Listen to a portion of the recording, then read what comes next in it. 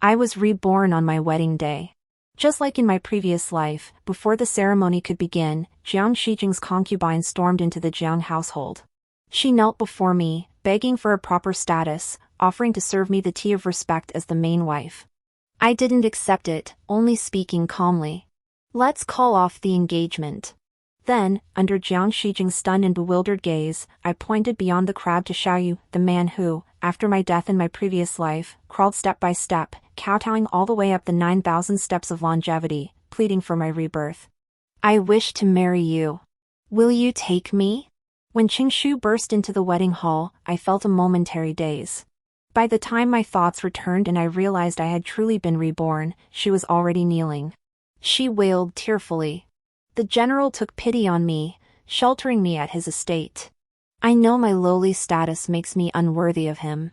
But even as a slave or maid, I begged the general and his lady to show mercy, grant me proper recognition.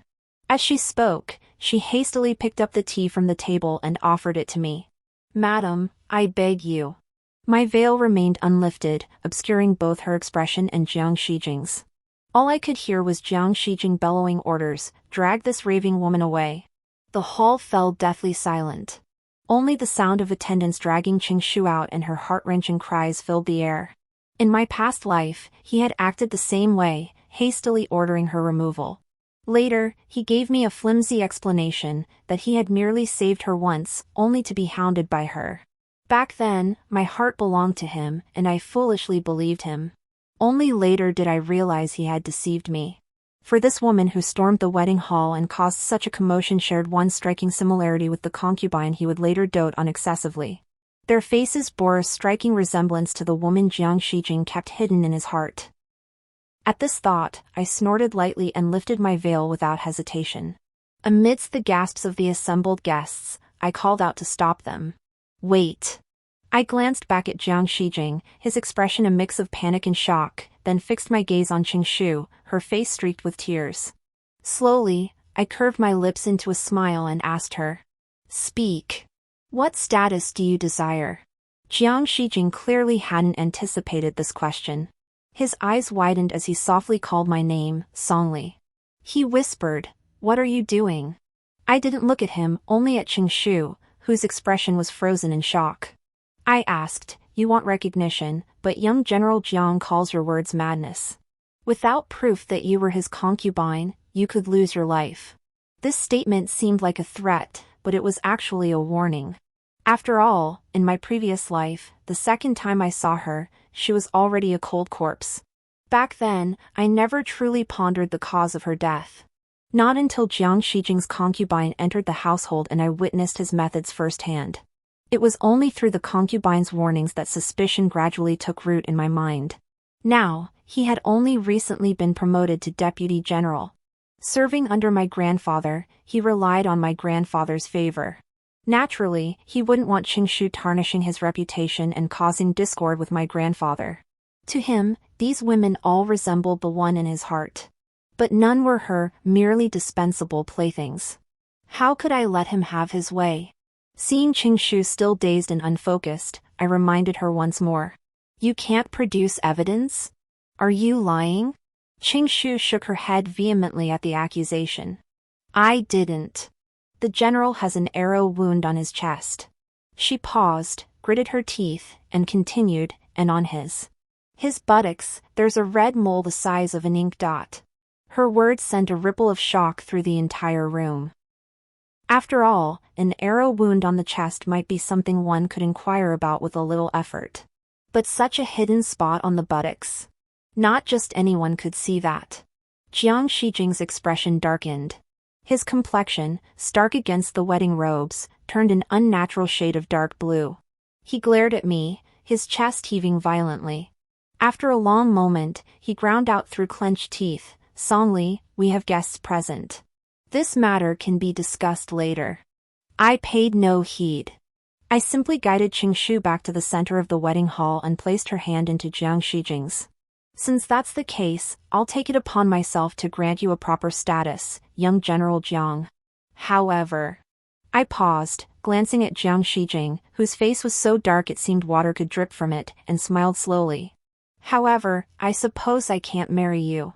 Jiang Shijing, let's call off the engagement. Jiang Shijing's breath caught abruptly. Song Li, do you know what you're saying?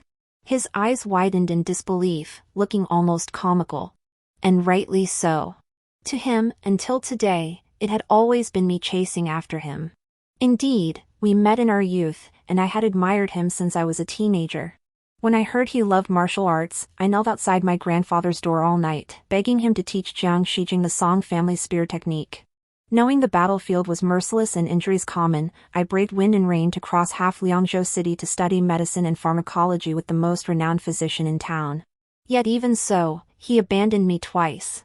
The first time, when my cousin Su Jiang and I were captured by bandits, he took Su Jiang away. The second time, a similar scene unfolded. Both his concubine and I were held hostage by Chang soldiers. Arrows flew simultaneously. He slashed one with his sword to protect his concubine. Yet he let an arrow pierce my chest, allowed my face to be slashed, and ultimately abandoned me to die. He discarded me like a worn-out shoe. Given a second life, how could I possibly want him? I glanced at Jiang Shijing, his expression one of shock and bewilderment. I calmly averted my gaze, scanning the crowd. It took almost no effort to spot him at the back of the crowd, his eyes slightly red, holding back overwhelming emotion. I removed the hairpin from my hair and tossed it to the ground. Without hesitation, I pushed through the crowd, stopping before him. Xiao Yu, today I renounce my betrothal and marry you. Will you take me? Xiao Yu seemed equally unprepared for my sudden question. His eyes widened slightly, his expression dazed, his speech stumbling. You. What did you say? His reaction didn't surprise me. After all, though we knew each other, we weren't truly acquainted. Even after years of acquaintance, before today, we'd exchanged fewer than 20 sentences. 3 of those were spoken last night. I'd slipped out of the mansion to cool off under the cover of darkness and found him drunk at the Song residence's gate. That was the first time he'd ever called my name. He said, Song Li, you must find happiness from now on. I replied, thank you. Then, belching drunkenly, he murmured the words again. You must find happiness. In my previous life, I failed to grasp the sentiment hidden in his words. Only after 3 years in death, my spirit drifting beside him, did I witness him carving skin and flesh to restore my features, me, whose fate remained unknown. I watched him cradle my corpse as he slept. I saw him crawl step by step, bowing at each, up the 9,000 steps of the eternal life staircase, pleading for my rebirth. Only then did I gradually understand his heart. He had cherished me for so many years, yet hid it so deeply, never letting me glimpse a single hint. Even now, when I asked him directly, he merely flushed slightly, unable to meet my eyes. He didn't answer, but I wasn't in a hurry. Amidst the chatter and clamor of the guests, I asked once more, will you marry me? His thin lips parted slightly. This time, he was about to answer. But before he could speak, my arm was seized. A sharp pain shot through me, and I grimaced. Turning, I met Jiang Shijing's cold, menacing gaze. He said, Song Li, I am the one who married you. I just exchanged vows with you. Jiang Shijing, the young deputy commander, had a face like carved jade and was strikingly handsome. He was always composed and self-controlled, never letting his emotions show. Even in my previous life, I had never seen him look so dark and foreboding. His chest heaved violently. Though his eyes burned with fury, he forced his tone to soften as he said, Song Li, marriage is no trivial matter. Today is our joyous wedding day. Take back those words, and we'll pretend nothing happened, okay? His words struck me as rather amusing.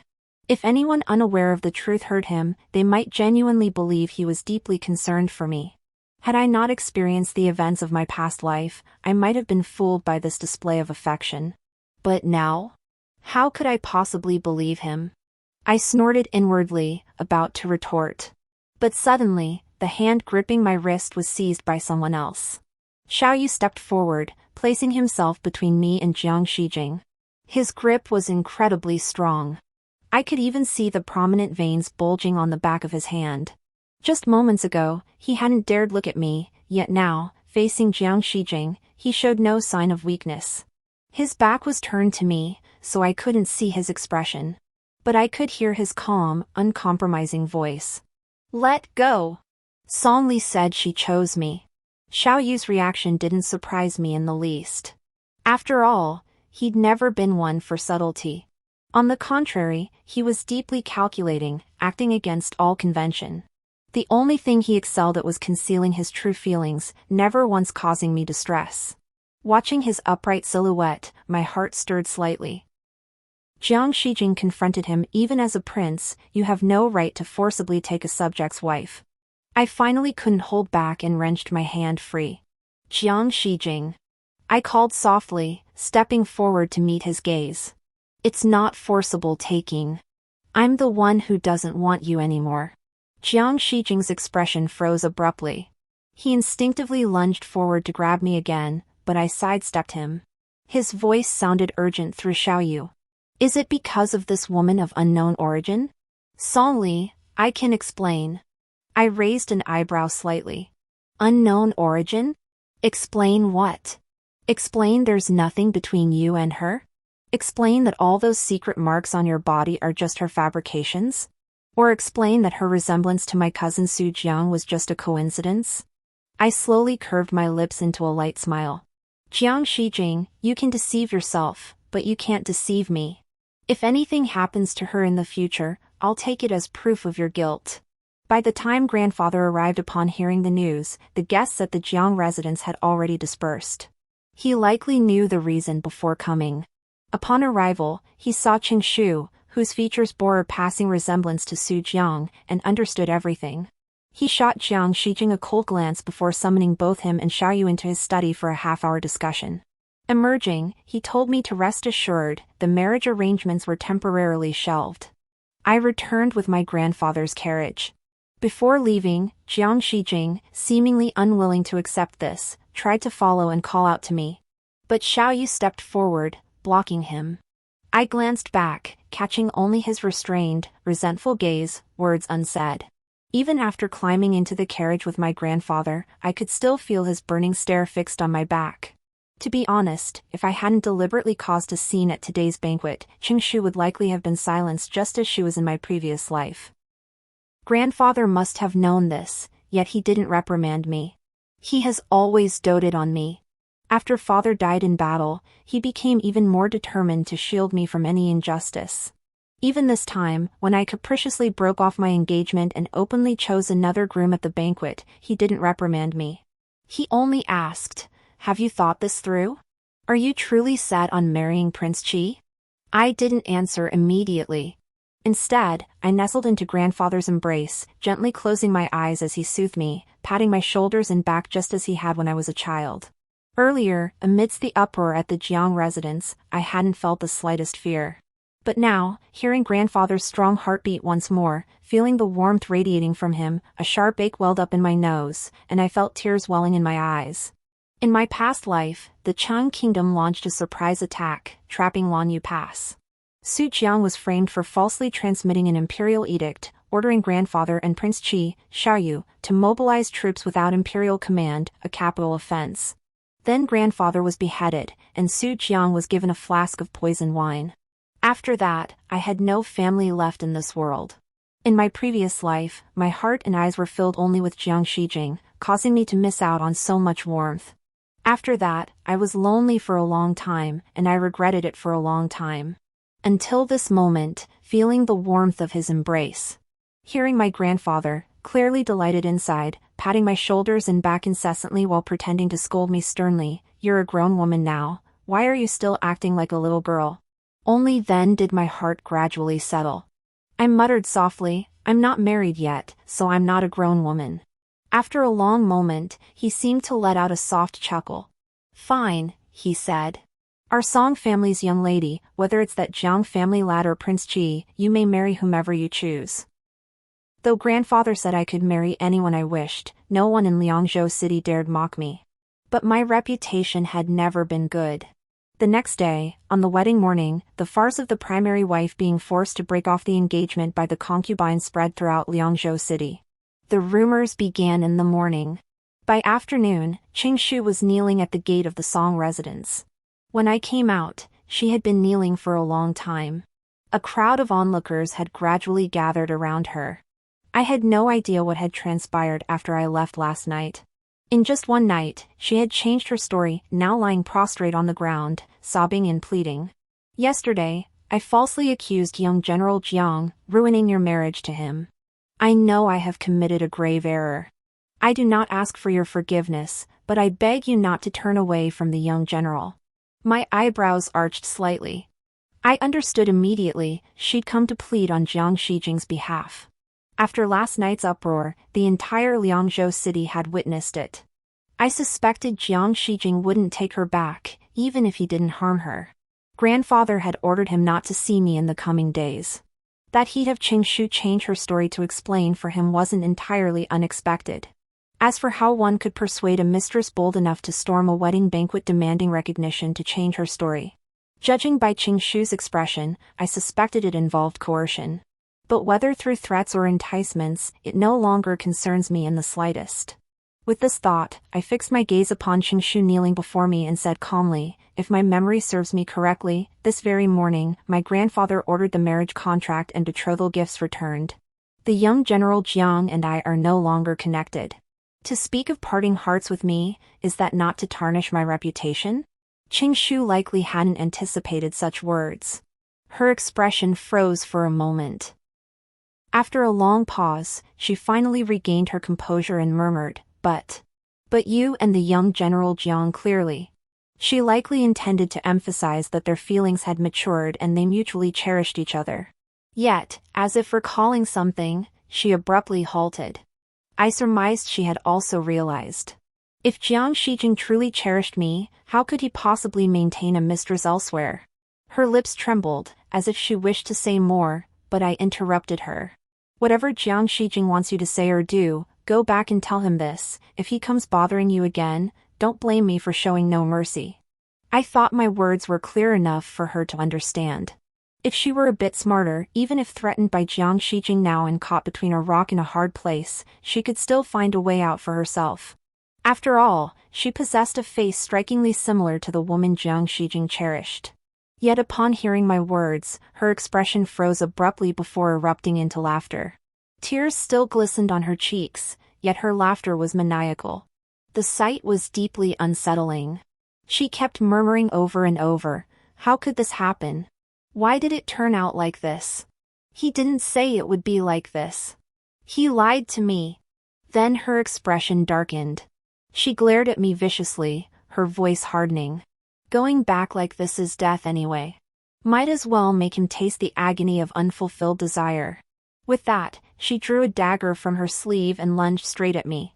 I hadn't expected Qingshu to try to kill me. Even less did I expect her to attack me suddenly at the very entrance of my Song family's gate. The turn of events was so sudden that I reacted almost instinctively, kicking out hard and sending Qingshu crashing to the ground.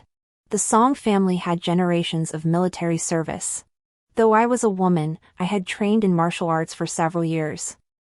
While wielding a blade in battle might require careful consideration, dealing with someone like Qingshu, a woman without the strength to lift a chicken, was more than manageable.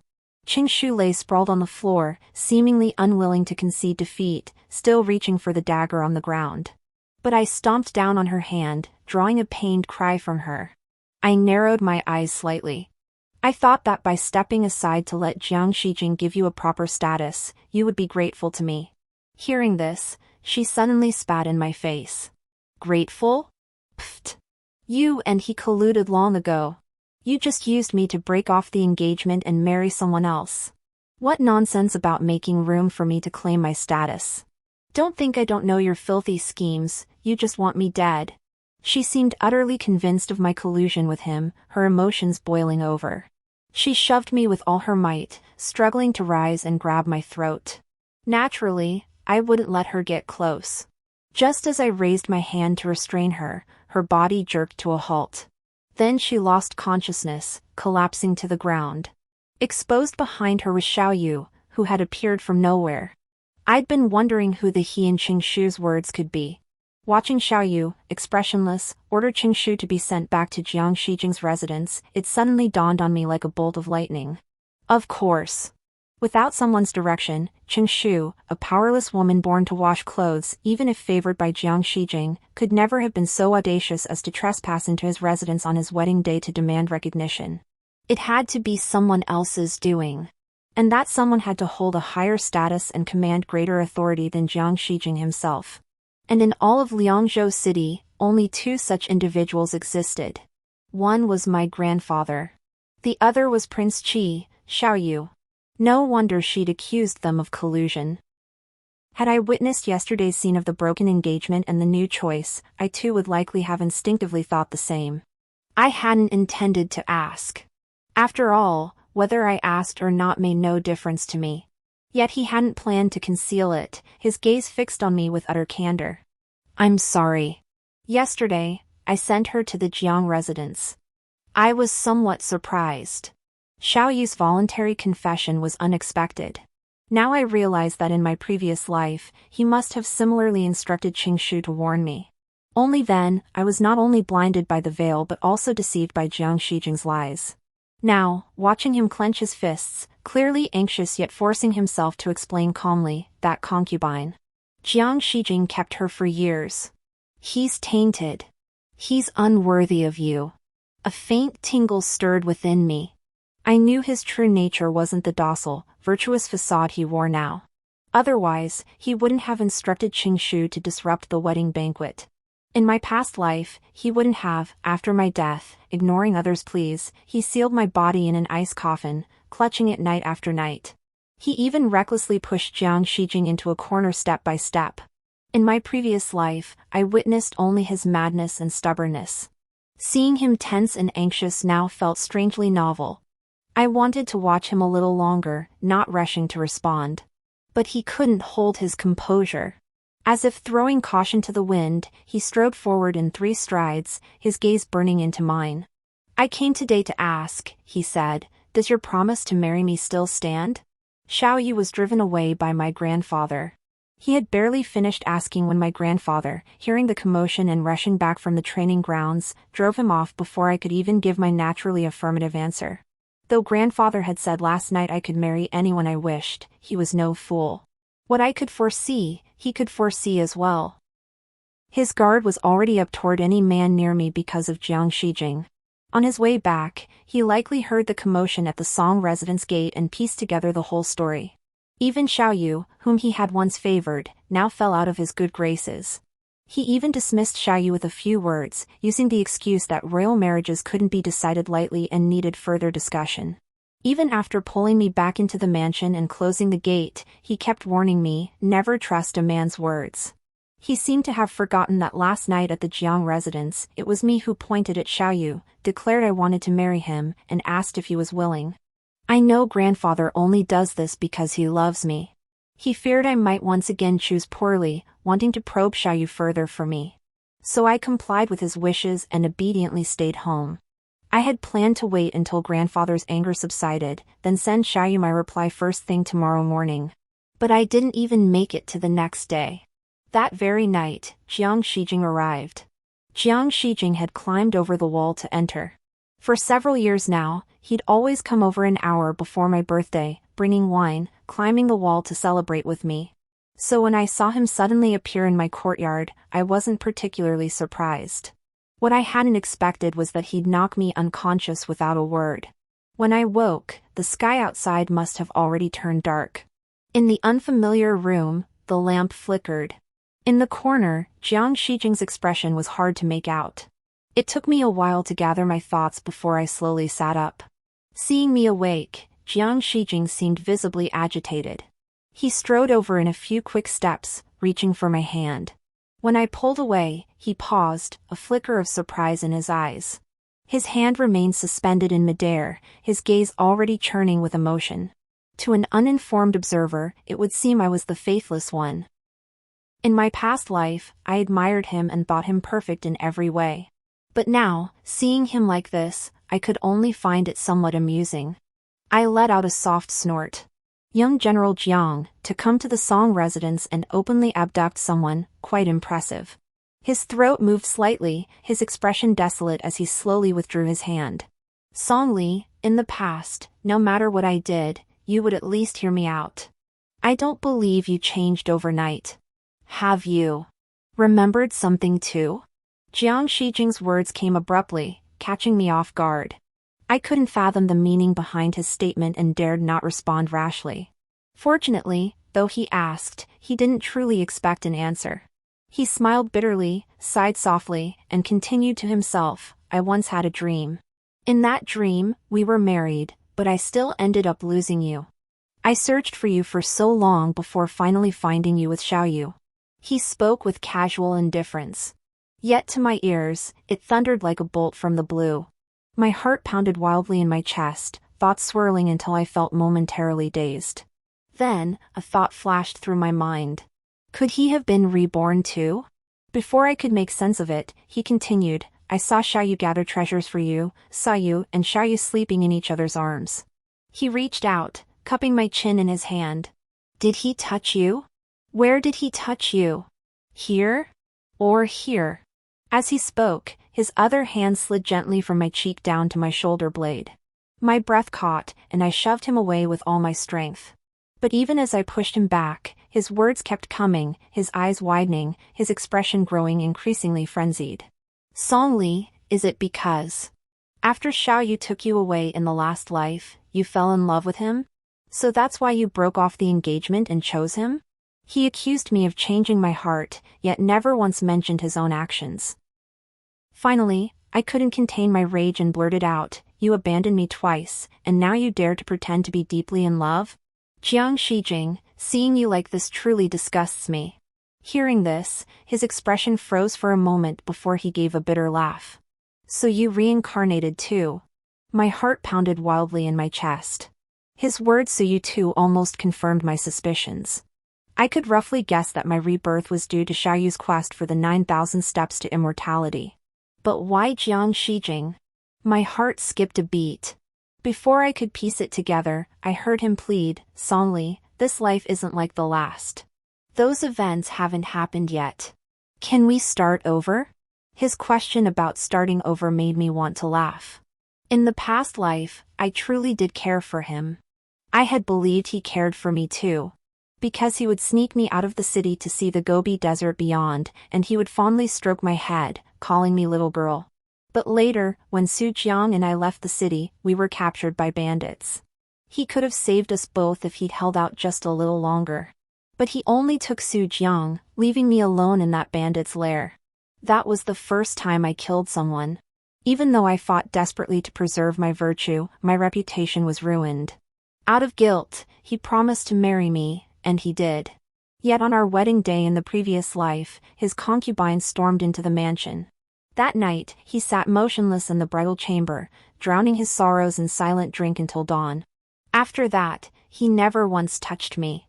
In that past life, had I lifted the veil, I could have seen his true intentions and cut my losses in time. But then, my eyes were blinded by the veil, and my heart was blinded by his lies. It wasn't until Su Jiang falsely conveyed an imperial edict, bringing calamity upon the Song family, that Su Jiang was sentenced to death. Yet, mere months later, he brought home another woman, bearing a striking resemblance to Su Jiang, 7 or 8 parts alike. He elevated her to concubine, spending every night in her chambers amid revelry. Even when he was transferred to Lanyuguan and both I and that concubine were captured, when arrows flew toward us, he leapt forward, yet only deflected the one aimed at her. Just as he had abandoned me the first time. That time, he discarded me without hesitation. He let me be struck through the heart by a sword, let the Chang army leader slash my face in a fit of rage, and ultimately let me die. Even though all this truly happened, even though he remembers it all, he still deludes himself into thinking he can start over. I find it truly laughable. I couldn't hold back any longer and let out a mocking laugh. Jiang Shijing, you're dreaming. My words seemed to anger him. The moment the words left my lips, his eyes darkened. Like a madman, he suddenly yanked me into his embrace. Without warning, he leaned down and bit my lips fiercely. Only when I tasted the metallic tang of blood did he ease his grip slightly, snarling, so it's true, you've fallen for Xiaoyu. But Songli, don't forget, I am your husband. Rest assured, once I've killed them, we can. He likely meant to say, we can return to how things were. But before he could finish, his words were cut off by an arrow whistling through the door. The sound of battle erupted outside, the clang of weapons echoing incessantly. A report came, Prince Qi has broken in with his men. Almost the instant the words left his lips, Xiaoyu charged in, sword drawn. At the sight of Xiaoyu, Jiang Shijing's expression shifted abruptly. His eyes narrowed slightly, his voice as cold as winter frost. Your Highness, Prince Qi, even as a prince, you cannot barge into a private residence without permission. Xiaoyu did not respond immediately. His gaze settled on me. As if spotting the blood at my lip, his breath caught abruptly, veins bulging on his forehead. I act under General Song's orders to find Lady Song, abducted by bandits. This is no private residence, it's a bandit's lair. With that, he thrust his sword toward Jiang Shijing. Jiang Shijing drew a long blade from its rack to meet the attack. The two fought their way from indoors to the courtyard. Both men were disciples of my grandfather, equally matched in skill. For a time, neither could gain the upper hand. Emerging from the house, I seized the sword lying on the ground unnoticed, weighing it in my hand. Then I circled behind Jiang Shijing. The instant the blade pierced his shoulder, he whipped his head around. Song Li, you intend to kill me? Without relenting, I pushed the blade deeper. Yes, I've wanted to do this for a long time. I've longed to make him taste the sting of a blade piercing his flesh. And to make him feel the terror of life slowly slipping away. My answer must have caught him off guard. His body stiffened, then suddenly softened as he pleaded, Song Li, you clearly care for me. I only sneered. Qing Shu must have told you, if I ever see you again, don't blame me for showing no mercy. After speaking, I leaned closer and whispered in a voice only we could hear, want to start over? Do you know how I died in my past life? I was killed by that arrow in my chest. I died in agony. Jiang Shijing's expression was priceless. His eyes widened, a mix of disbelief and regret. After a long moment, he murmured like a madman, I'm sorry. Rest assured, I'll avenge you. Once I've avenged you, we can go back to how things were before, right? I didn't answer. Only after he was escorted away did I lose control, my hands trembling. When the blade fell, I hesitated not a moment. But I dread blood. Ever since that first kill, the fear took root. That crimson hue haunted my nights, suffocating me in dreams night after night. Now, my hands drenched in Jiang Shijing's blood felt as though scalded by boiling oil, a searing terror. I frantically wiped them on my clothes, trying to clean them, but the more I wiped, the dirtier they became. Just as I was panicking, someone seized my hand. Snapping back to awareness, I found myself staring into Xiaoyu's unfathomable eyes. He said, Sister, don't be afraid. Though they were just a few ordinary words, they seemed to possess some kind of magic, slowly calming me down. Only then did I notice a subtle, almost imperceptible emotion flickering beneath his seemingly serene gaze. His eyes lingered on my face, scanning me inch by inch, finally settling on my lips. Then, suddenly, he reached out and pressed his finger lightly against the corner of my mouth. The abrupt gesture caught me off guard, making me gasp in surprise. Before I could recover, he leaned in and kissed me. In my past life, Xiaoyu had kissed me too. But back then, I was already near death. My soul could only float in midair, watching like a bystander. Watching him cradle my face with almost reverent care, suppressing overwhelming emotions as he pressed a light kiss to my lips. A fleeting touch. Completely different from now. This time, he seemed to want to erase the imprint Jiang Shijing had left, or perhaps desperately needed to prove something. His movements were both awkward and impatient. Only when he heard my muffled groan of pain did he suddenly stiffen. After a long moment, as if waking from a dream, he pulled me tightly into his embrace and whispered softly, I'm sorry. His head was buried in my shoulder as he spoke. I could feel his breath on my skin, a warm, damp mist. Though I was the one who'd survived a near-death experience, it was his body that trembled more violently than mine. Yet this kiss stirred no revulsion like Jiang Shijing's touch. Instead, my heart softened. Unconsciously, I let out a soft sigh and reached out to pat his back. Perhaps soothed by this gesture, his emotions gradually calmed, and he released me only after a long while. Yet, his eyes remained bloodshot, and his tone was laced with ferocity. He said, I should have killed him with a single sword strike after all. Then, with a hint of enticement, he asked, Shall I go kill him for you? Xiao Yu's voice was hoarse as he spoke these words. Though his words were fierce, I detected a trace of hurt in them. In my memory, it seemed that in my previous life, when he had just rescued me from the battlefield, he too had intertwined our fingers, playing with my hand, and asked me in the same tone. Why not me? Sister, why didn't you choose me? Back then, I could no longer answer him. I could only listen to his ramblings. If it were me, I'd never betray you like he did. But you just don't like me. If only the one you loved were me. That was the first time I saw his true emotions. At that moment, I was nothing but stunned.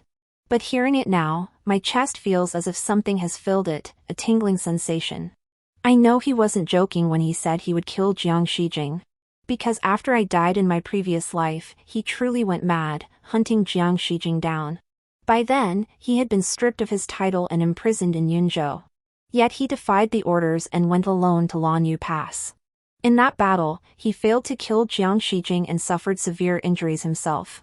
Later, still burdened by those wounds, he went to the eternal life steps at Qianfu Mountain. Step by step, he prostrated himself, praying for my rebirth. Just watching him, I felt the pain. Now, though he is a prince, Jiang Shijing is a deputy general appointed by the court. Murdering commoners is already a grave crime, how much more so when it involves a court official. I didn't want him to risk himself, so I shook my head. I'll handle matters with Jiang Shijing myself. Hearing this, his expression froze momentarily. He stared intently at me for a long while, as if trying to fathom the meaning behind my words. After a long pause, he suddenly broke into a smile. All right, sister. Whatever you decide is fine. Though I told Xiao Yu I'd handle it myself, I had no real plan.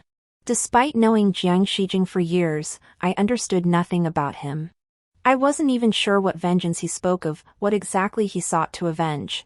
My heart was heavy with worry, fearing he might come looking again. After returning to the mansion, I had people keep watch on the Jiang residence. Yet, after fleeing that night, he didn't return to Liangzhou City. For over half a month, no one had seen him. Then, suddenly, military reports arrived. He had colluded with the Chang forces, planning to breach Lanyu Pass and march on the capital. No one had anticipated Jiang Shijing would ally with the Chang army. Not only the citizens of Liangzhou City, but even my grandfather was astonished. Though now, I wonder if it was because of my rebirth. The circumstances of this life were indeed different from the last. In my previous life, turmoil erupted in the court just before my wedding to Jiang Shijing. Prince Yong, Xiao Ju, was assassinated while overseeing disaster relief efforts. Shortly thereafter, the eldest prince of Chang launched a surprise attack at Lanyu Pass. Then, Lanyu Pass was besieged. My cousin Su Jiang was tricked into delivering a forged imperial edict ordering my grandfather and Xiao Yu to mobilize troops.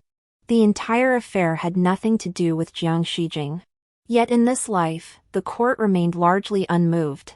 Prince Yong merely fell ill for several months. My cousin Su Jiang did not marry Prince Huai as in the previous life, but instead with the sixth prince, Xiao Shun. It was Prince Huai whose collusion with the Chang army was exposed, leading to his title being stripped. The reason for the Chang army's surprise attack was even attributed to Jiang Shijing's treason. Though the circumstances differed across the two lifetimes, my grandfather remained the same as before, determined to mobilize troops for reinforcements even without an imperial decree. This time, however, he had barely mustered his troops when Xiao Yu had him bound. I heard Xiao Yu ordered that my grandfather remain bound until the fighting ceased. I also heard that from the moment he was captured, my grandfather cursed incessantly. He cursed Xiao Yu for settling personal grudges and disregarding military orders. He even vowed that one day, he would beat that rotten brat to death. The rotten brat he spoke of had already led his troops alone toward Lanyu Pass. Xiao Yu departed abruptly, without so much as a farewell, sending only a painting to me. The painting was quite old, its paper slightly yellowed. It depicted a young girl galloping through an apricot blossom grove. She wore a jade-green robe and silk skirt, her smile radiant. The inscription bore 4 small characters: first encounter with Song Li. The moment I saw the painting, my heart skipped a beat. Because I distinctly remembered that the person I met in the apricot grove all those years ago was Jiang Shijing. My first encounter with Xiaoyu, however, had been at a banquet hosted by my grandfather for his old friends.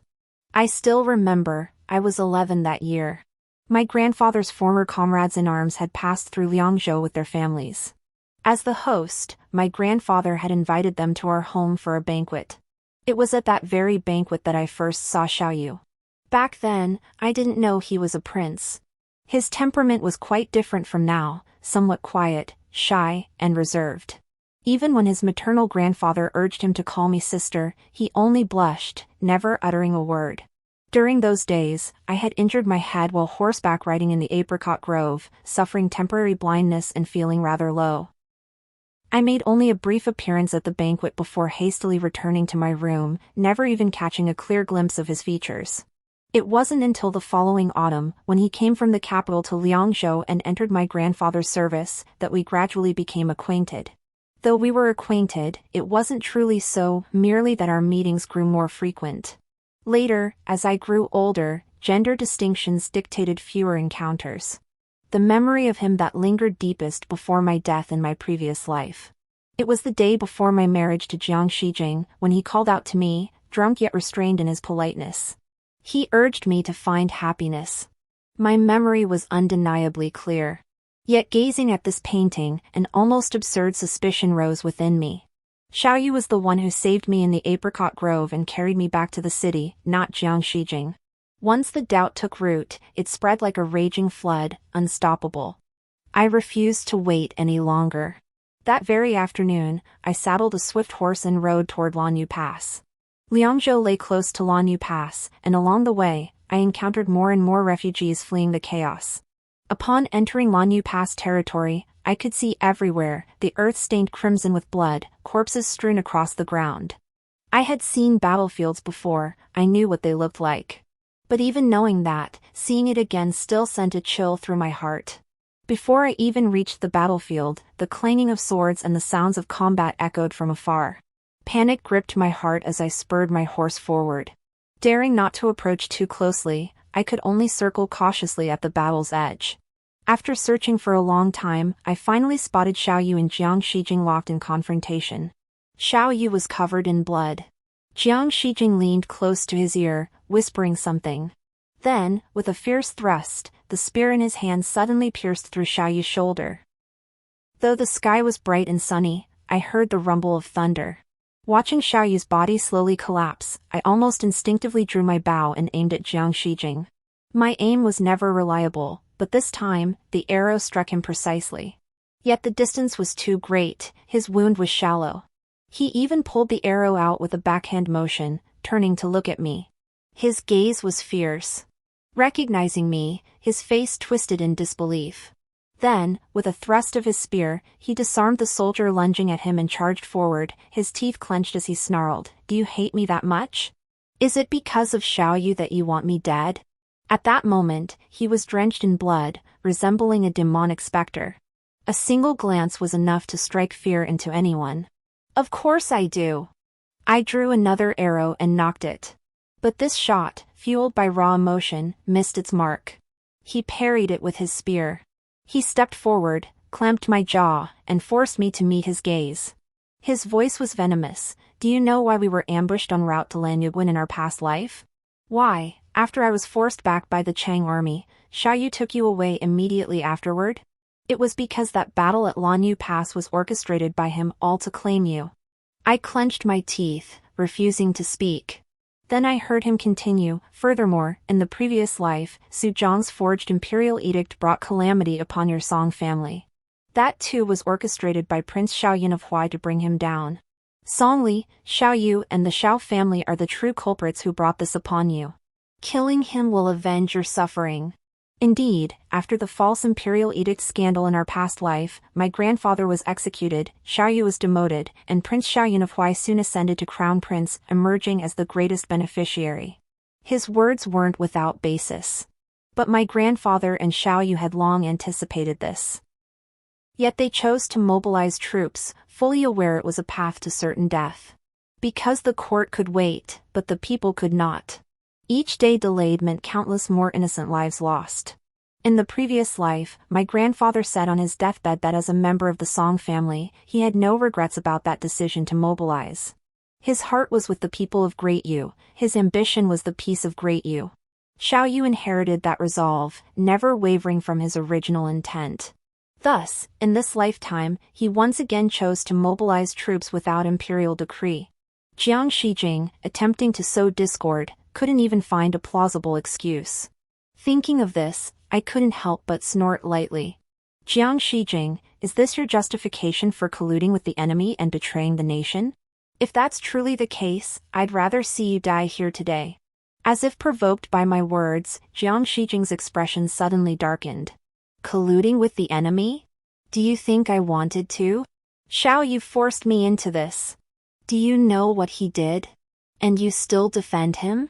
His tone softened abruptly as he pleaded, I did all this for you, Songli. I can't turn back now. Let's go back to how we were before. His current state only amused me.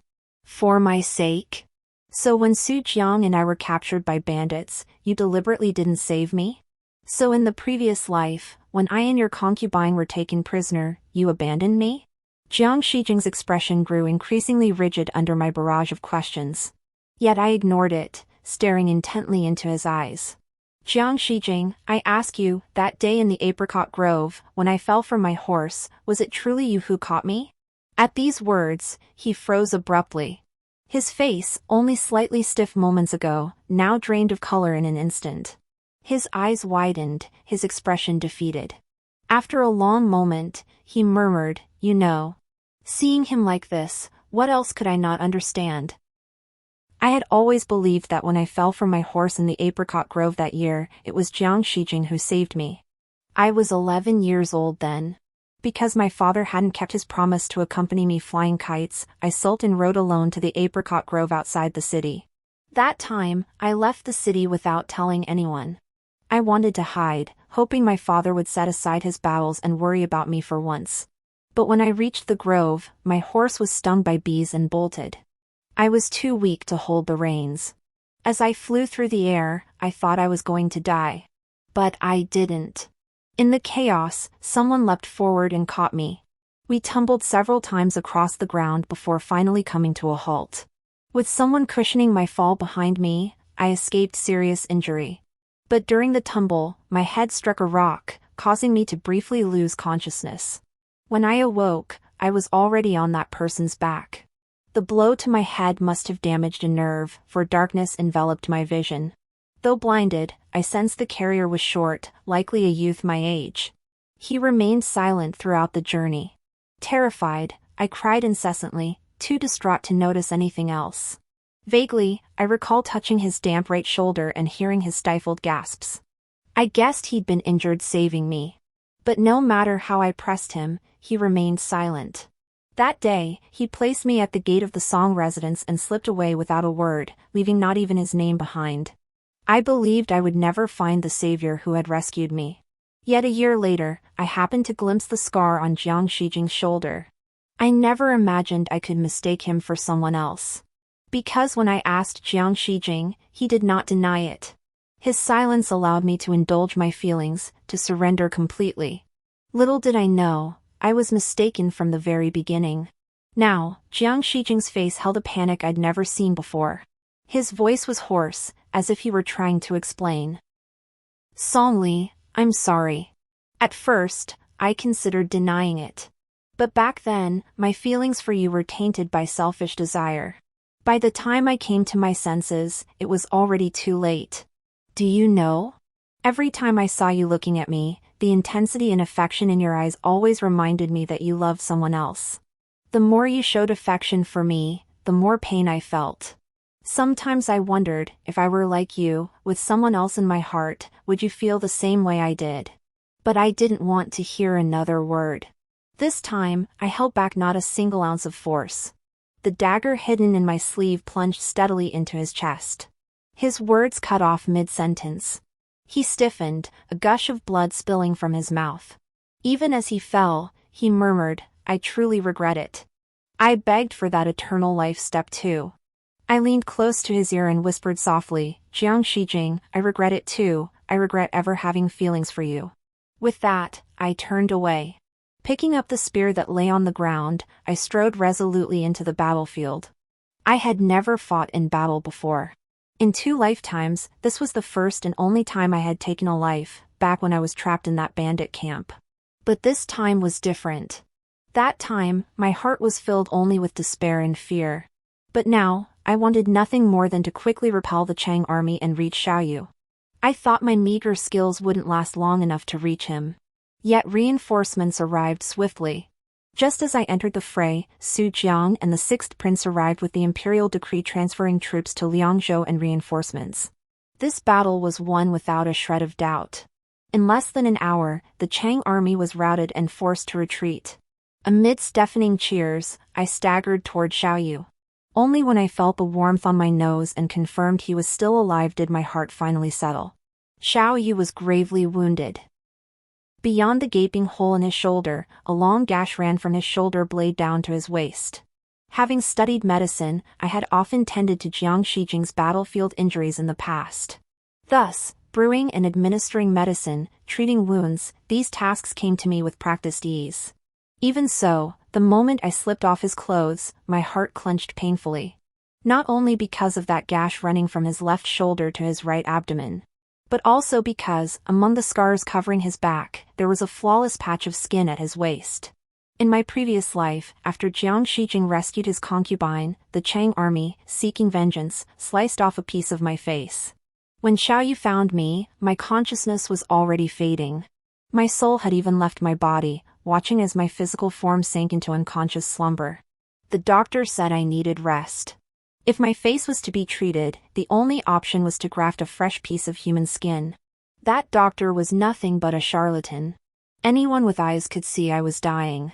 Yet he still swindled Xiaoyu into splurging money. And Xiaoyu actually believed him.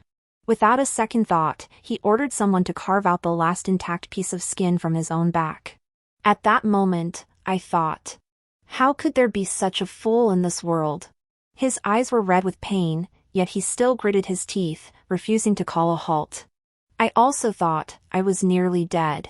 How could I ever repay the debt of his kindness? Thankfully, heaven took pity and granted me a second life, so I wouldn't betray his deep affection. Xiaoyu's injuries were too severe, he remained unconscious for days. Fearing he might suffer convulsions from the high fever, I stayed by his bedside night and day, never daring to leave.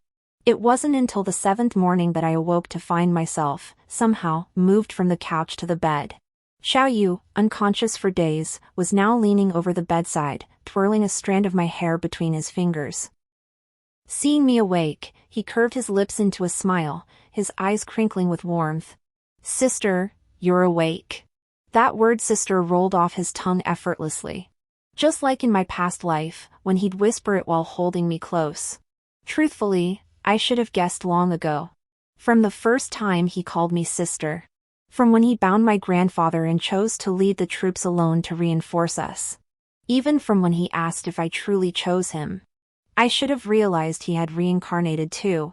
But the succession of events had thrown me off balance, and I never once considered that possibility. Thinking of this, I couldn't help but let out a soft sigh. Just as I was about to ask if his wound still hurt, he suddenly said, I'm sorry. The apology came abruptly.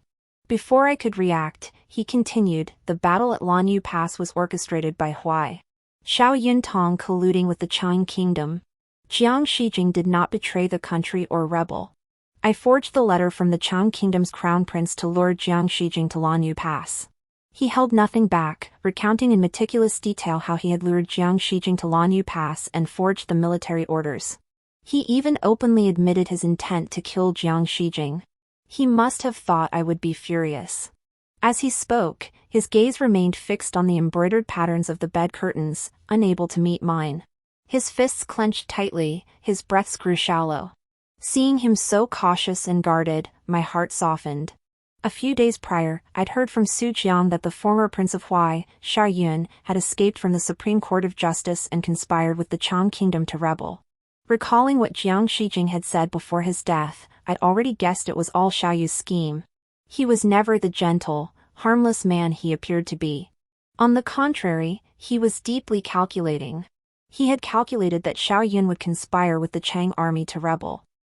He had calculated that Jiang Shijing would seek to overthrow the Xiao dynasty and ally with the Chang forces. He had calculated that reinforcements would arrive with orders. He had even calculated that I would be angry. So he confessed voluntarily, deliberately appearing weak, and climbed onto the bed. Like a young wolf marking its territory, he wrapped his arms around me, burying his head in the crook of my neck. He murmured softly, "Sister, my wound hurts so much. Hold me." Just as he had whispered in my ear after he had flayed and carved my flesh in my previous life, when the pain was unbearable. My eyes stung with unshed tears. I sighed softly and sat up, pulling that strand of hair from his grasp. Towering over him, I met his eyes directly. He seemed slightly displeased by my action, yet only frowned faintly, daring not to move. "Xiao Yu." I called his name softly, cupping his face with both hands, forcing him to look at me. His gaze flickered, his thin lips pressed tightly together. After a long moment, he murmured a faint I wanted to tell him that after my death in the previous life, my spirit had lingered by his side for many years. I wanted to tell him that I, like him, had been reborn. I also wanted to ask if he was the youth who saved me in the apricot grove all those years ago. I wanted to ask why he had remained silent back then, leading me to mistake him for someone else for so many years. But as 1,000 words gathered at my lips, only one emerged. "Didn't you ask me last time if my wish to marry you still stood?" Hearing this, his expression faltered. Emotions churned in his eyes as he gazed at me, filled with hope, asking cautiously, "Does it still stand?" I leaned down and placed a kiss on his lips. Then, lifting my head, I slowly curved my lips in a smile as he looked at me, stunned and delighted. "It still stands. Let's get married, Xiao Yu." Story Epilogue. Xiao Yu had just finished resting when Su Jiang arrived carrying wine. Her husband in this lifetime stood nearby, watching intently. But Su Jiang pretended not to notice, handing one flask to me. Taking another flask herself, she tipped it back for a drink before asking, "I hear His Royal Highness Prince Qi also sought the eternal steps at Qianfu Mountain." As she spoke, her gaze flickered toward the sixth prince, Xiao Shun, standing nearby. Just a single glance. And the strikingly handsome sixth prince's eyes lit up, his smile carefree and unrestrained. Su Jiang noticed it too. She slowly curved her lips. Her eyes and brow brimmed with affection. This was entirely different from her appearance in the previous life, when she arrived bearing that forged imperial edict, her face heavy with sorrow. One word, all, made everything clear to me. It seemed that though the brothers of the Xiao family possessed different temperaments, their shared foolishness was strikingly similar. I withdrew my gaze and couldn't help but sigh softly. Yes, he had begged too. This answer didn't surprise Su Jiang. Yet upon hearing it, she suddenly furrowed her brow and murmured, "Sister, those 9,000 steps to immortality cannot be begged for a second life." I froze slightly. The next moment, I saw her gaze fall upon the sixth prince, her eyes softening. The Buddha does not save sentient beings, he only resolves karma. True bonds and ill-fated ties are but fragments of that karma. As she spoke, she suddenly turned to look at me. She was the most carefree woman in our Song family. Yet as she uttered these words, a faint trace of sorrow still lingered at the corners of her lips. She said, "Rebirth may only be what we perceive. Everything before our eyes might be but an illusion. When karmic ties form, they become cause and effect. When they dissolve, all turns to emptiness, mere reflections in a mirror, flowers in water." Her words held truth. Yet I no longer wished to dwell on such matters. I sighed softly, raised the wine flask, and invited her to drink with me. Whether rebirth or illusions, truth or falsehood, what did it matter? At this moment, the wine in my hand is real, the person before me is real, and the affection in my heart is real. That is enough. On the day Xiao Yu proposed, the spectacle was grand. 180 palanquins carried the betrothal gifts, nearly half more than when Jiang Shijing had been betrothed. As if proclaiming it to the world, the procession paraded the gifts around most of Liangzhou city. Almost without deliberate effort, the rumor of Prince Qi seeking the hand of the Song family's daughter spread throughout the entire Liangzhou city. The wedding date was set hastily. Originally, my grandfather, still fuming over the kidnapping incident, intended to give him the cold shoulder for a while longer. But he seemed to have prepared for this long ago. On the day of the proposal, he brought not only the betrothal gifts but also the imperial decree of marriage, bearing the seal of the crown prince. On the wedding day, a procession of red bridal finery stretched for 10 li. I didn't wait long before he stumbled into the bridal chamber, reeking of wine. The moment I lifted my veil, I saw a flicker of surprise in his eyes. Whether it was the wine or not, even the corners of his eyes glowed faintly red. His gaze burned intensely, fixed on me for a long moment before he snapped out of it as if waking from a dream. His words were half question, half sigh, "Sister. This life of mine feels like a dream." I said nothing, only tiptoed to press a light kiss to his lips, touching and parting in an instant. "And now? Is this still a dream?" His breath caught abruptly, his eyes blazing with intensity. In the next instant, he pulled me into his embrace and leaned down. His warm breath, growing heavier, brushed my ear. "Whether this is a dream or not, tomorrow will tell." Yes, whether it's a dream or not, tomorrow will tell. The crimson candles warmed the canopy, this night stretched long. This life, too, still stretches long. The end.